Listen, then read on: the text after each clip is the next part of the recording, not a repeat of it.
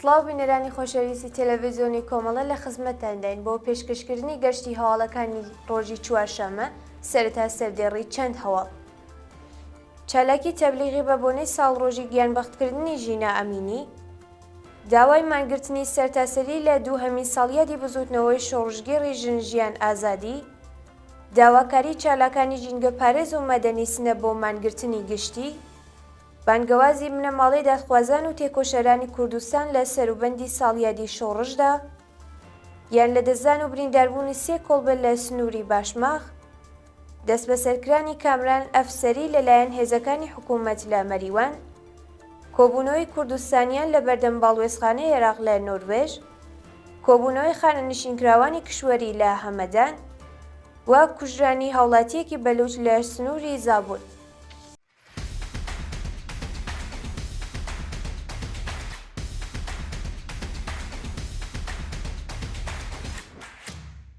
درێژەی هەواڵەکان چالاکی تەبلیغی بە بۆنەی ساڵڕۆژی گیانبەختکردنی ژینا ئەمینی. سێشەممە 20 خەرمانانی 1403 کۆمەڵێک لە چالاکانی کانیدینە لە دەستپێکی ساڵڕۆژی گیانبەختکردنی ژینا ئەمینی لە ڕێگەی چالاکی تەبلیغی ئەو ڕۆژیان بەرزڕاگرت. بەپێی راپۆرتەکان، ئازادیخوازانی کانیدینە لە ڕێگەی دروشم نووسین و بڵاوکردنەوەی تراکت بە ناوڕۆیەکی بژی شۆڕشی ژن-ژیان ئازادی، بەرز و بەڕێز بێت یادی ژینا و بژی سۆسیالیزم داوایان لە خەڵکی تێکۆشەری کوردستان کرد کە لە ساڵڕۆژی ژینادا بە هەر شێوازێک کە دەبێت یادی هەموو گیانبەختکردووانی شۆڕشی ژن-ژیان ئازادی بەرز ڕابگرن. داوای مانگرتنی سەرتاسەری لە دووهەمین ساڵیادی بزوتنەوەی شۆڕژگێڕی ژن-ژیان ئازادی، چالاکانی سیاسی، مەدەنی و مافی مرۆڤی کوردستان با بڵاوکردنەوەی بانگەوازێک بە مەبەستی هاودەنگی بۆ مانگرتنی سەرتاسەری لە سەروبەندی دووهەمین ساڵڕۆژی قەتڵی حکوومەتی ژینا ئەمینی و دەستپێکی بزوتنەوەی ژن-ژیان ئازادی ڕاگەیاندنێکیان بڵاو کردەوە. لەو ڕاگەیاندنەدا هاتووە ڕۆژی یەکشەمە 25 خەرمانان دەچینە نێو دووهەمین ساڵڕۆژی گیانبەختکردنی ژینا ئەمینی و دەستپێکی شۆڕشی ژن-ژیان ئازادی، راپەڕینێک کە هەموو ئازادیخوازانی سەرتاسەری ئێران کۆ کردەوە و جارێکی دیکە نیشانیدا کە کوردستان هێشتا بەهێزە و شکست قبوڵ ناکە. ئێمە تێکۆشەرانی کۆمەڵگای سیاسی، مەدەنی و مافی مرۆڤی کوردستان لە دووهەمین ساڵیەری شۆڕشی ژینادا لە تەواوی باوکان و دایکان، گەنجان، کاسبکاران و سەندیکاکان، مامۆسایان، کرێکاران، خوێندکاران، قوربانیانی شۆڕشی ژینا، ئازادیخوازانی ڕێگەی ئازادی و دۆستانی دادپەروەر و یەکسانی دەکەین ڕۆژی یەکشەمە 25 خەرمانان لە ماڵەکانیاندا بمێننەوە و ناڕەزایەتی مەدەنی خۆمان بە شێوەی مانگرتنی گشتی سەرتاسەری نیشان بدەین، بە مەبەستی نیشاندانی ڕێز بۆ گیانبەختکردووانی شۆڕشی ژینا و درێژەدان بە ڕێبازەکانیان تا کۆتایی وەستاوین. داواکاری چالاکانی ژینگە پارێز و مەدەنی سنە بۆ مانگرتنی گشتی. ڕۆژی سێشەمە 20 خەرمانانی ساڵی 1403 کۆمەڵێک لە چالاکانی ژینگە پارێز و شاخەوانی شاری سنە داوایان لە خەڵکی کوردستان کرد کە ساڵڕۆژی کوشتنی حکوومەتی ژینا ئەمینی و دەستپێکی بزوتنەوەی ژن-ژیان ئازادی مانگرتنی گشتی بکەن. واژۆکارانی ئەم بانگەوازە داوایان لە خەڵکی ئازادیخواز کرد کە لە ساڵڕۆژی کوشتنی حکوومەتی ژینا ئەمینی و دەستپێکی ژن-ژیان ئازادی ناڕەزایەتی دەربڕن و درێژە بە شۆڕش و خەبات بۆ ئازادی و یەکسانی بدەن، هەروەها بە بەشداریکردن لە مانگرتنی گشتی و ئامادەبوون لەسەر مەزاری گیانبەختکردووان بە کۆمەڵ سەردانی گۆڕستانی بەهەشتی موحەممەدی لە شاری سنە بکەن و پێکەوە ڕێز بگرن لە یادی شەهیدانی بزوتنەوەی ژینا. بانگەوازی بنەماڵەی دادخوازان و تێکۆشەرانی کوردستان لە سەروبەندی ساڵیادی شۆڕشدا، ژمارەیەک لە بنەماڵەی گیانبەختکردووانی ڕێگەی ئازادی و تێکۆشەرانی کوردستان بە بڵاوکردنەوەی بانگەوازێک بە بۆنەی دووهەمین ساڵڕۆژی کوشتنی حکوومەتی ژینا ئەمینی و بزوتنەوەی شۆڕژگێڕی ژن-ژیان ئازادی ڕاگەیاندنێکیان بڵاو کردەوە. دوای کوشتنی ژینا ئەمینی، شەپۆلێکی گەورەی مافوازی لە کوردستان و پاشان لە سەرتاسەری ئێران سەری هەڵدا کە ڕوبەڕۆی سەرکوتێکی دڕندانە بووەوە. ئێمە بنەماڵەی گیانبەختکردووان خوازیاری دەستنیشانکردنی بکوژان و مامەڵەی یەکلاییکەرەوە لەگەڵیان و هەروەها لەم ڕاگەیاندراوە وتراوە مافی خۆمانە بە شێوەیەکی مەزن و شکومەند یادی ئازیزانمان بەرز ڕابگرین. 25 خەرمانان وەک ڕۆژی بزوتنەوەی مافخوازی ژینە ئەمینی ناودەنین و ڕادەگەیەنین لە هەموو شوێنانەی کە خوێنی گەنجە خۆشەویستەکانمان بە ناڕەوا ڕژە بە دانانی گوڵ و داگرساندنی موم ڕێز لە یادیان دەگرین و بکوژەکانیان مەحکوم دەکەین. لە 25 خەرماناندا لەسەر گۆڕەکانیان کۆ دەبینەوە و گوڵ بەسەر گۆڕەکانیاندا دەبارێنین. گیان لە دەستدان و برینداربوونی 3 کۆڵبە لە سنووری باشماق. بەپێی هەواڵی گەشت و ڕۆژی سێشەمە 20 خەرمانان بەهۆی ڕووداوێکی هاتوچوو لە جادەی سنووری باشماق 2 کۆڵبەر گیانیان لەدەستدا و کۆڵبەرێکی دیکە بە سەختی بریندار بوو. بەپێی ڕاپۆرتە ڕووداوەکە لە نێوان ماشینێکی پراید و ماشینێکی بار هەڵگر ڕوویداوە و بۆ هۆیەوە 2 هاوڵایەتی بە ناوەکانی زانیار ئەمینی تەمەن 35 ساڵ و خەڵکی ئاوایی دەرەویانی سەربەشاری دیواندەرە و تەها پاشناو نادیار تەمەن 40 ساڵ و خەڵکی ئاوایی نەیمەریوان گیانیان لەدەستداوە. هەروەها بەهۆی ئەم ڕووداوە هەوڵاتیەکی دیکە بە ناوی فاتح حیکمەتیار تەمەن 31 ساڵ بە سەختی بریندار و بە مەبەستی وەرگرتنی چارەسەری پزیشکی ڕەوانەی ناوەندە دەرمانیەکان کراوە. دەست بەسەرکرانی کامران ئەفسەری لەلایەن هێزەکانی حکوومەت لە مەریوان. لە درێژەی شەپۆلی دەست بەسەرکراوانی هاوڵاتیان لە سەروبەندی دووهەمین ساڵڕۆژی گیانبەختکردنی ژینە ئەمینی کامران ئەفسەری هاوڵاتی خەڵکی نێی سەربەشاری مەریوان لەلایەن هێزامنیەتیەکانەوە دەست بەسەر کرا.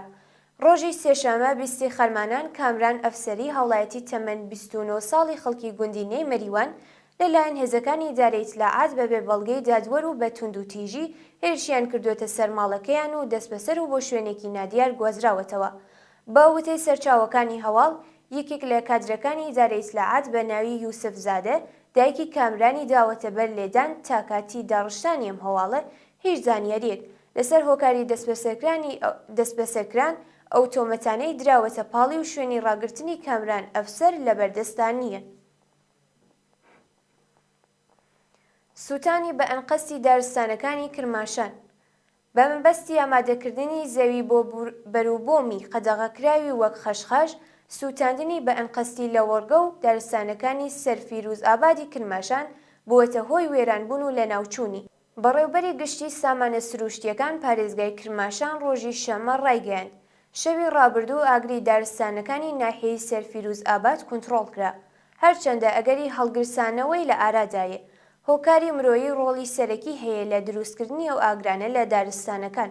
بە جۆرێک دوای ئەوەی ئاگرەکە کۆنتڕۆڵکرا کەسانی هەلپەرست زەویەکانیان بۆ چاندنی خەشخاش ئامادە دەکەن. هەروە ئاماژە بەوە دەکرێت تا ئێستا ژمارەیە کەس کە دەستیان لەم بابەتدا هەبووە لەلایەن پۆلیسەوە دەست بەسەر کراوە. گواستنەوەی بەهنام مەحموودی بۆ بەشی تاوانە مەترسیدارەکانی زیندانی ورمێ. بەهنام مەحموودی زیندانی دەست بەسەرکراو لە زیندانی ورمێ دوای مانگرتن لە خواردن لە 19 خەرمانان بۆ بەشی تاوانە مەترسیدارەکان لە زیندانی ورمێ گوازرایەوە. ناوبراو لە ناڕزایەتی بە کارشکێنی بەرپرسانی زیندان و ڕەتکردنەوەی ئازادکردنی لەژێر چاودێری پێبەندی ئەلکترۆنیکی مانیگرت لە کاتێکدا تەنها 6 مانگ لە حکومەکەی مابوو. ناوبراو بەهۆی تۆمەتەکانی پەیوەندیدار بە چالاکی لە فەزای ئەلکترۆنیدا لە ساڵی 99 تا ئێستا لە زیندانی ورمێ حکومەکەی تێپەڕاندووە. کۆبوونەوەی کوردستانیان لە بەردەم باڵوێزخانەی عێراق لە نۆروێژ. ڕۆژی سێشەمە 20 خەرمانان کۆمەڵێک لە کوردستانیانی دانیشتووی وڵاتی نۆروێژ بە کۆبوونەوە لە بەردەم باڵوێزخانەی عێراق لە شاری ئۆسلۆ تیرۆری چالاکانی سیاسی و ڕۆژنامەوانیان لەلایەن دەوڵەتی تورکیا و کۆماری ئیسلامی بە توندی شەرمەزار کرد.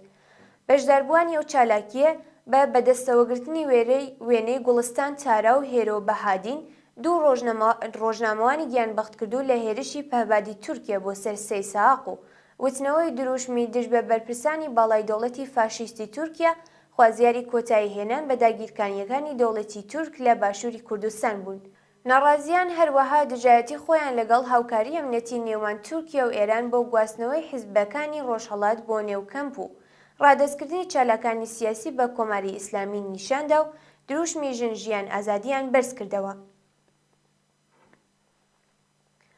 داواکاری کرێکانی نەوەرد و لولەی چیمنان بۆ جێبەجێکردنی بەرنامەی ڕێزبەندی کرد.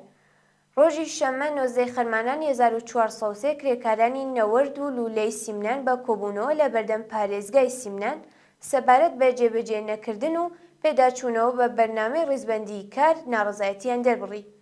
بە وتەی پەیامنێرەکان ژمارەیەک لە کرێکارانی گرێبەستی شیرکەتی نەوەرد و لولەی سیمنان بە ئاماژەدان بەوەی کە بەرنامەی ڕێزبەندی کار لەم شیرکەتە ساڵانێک لەمەوبەر داڕێژراوە داواکارن کە ئەم شیرکەتە بەرهەمهێنان و پیشەسازی پێداچوونەوەیەکی دروست لە بەرنامەی ڕێزبەندی کار بکات چونکە ماوەیەکی زۆرە کە ئەم بەرنامە نەگۆڕاوە.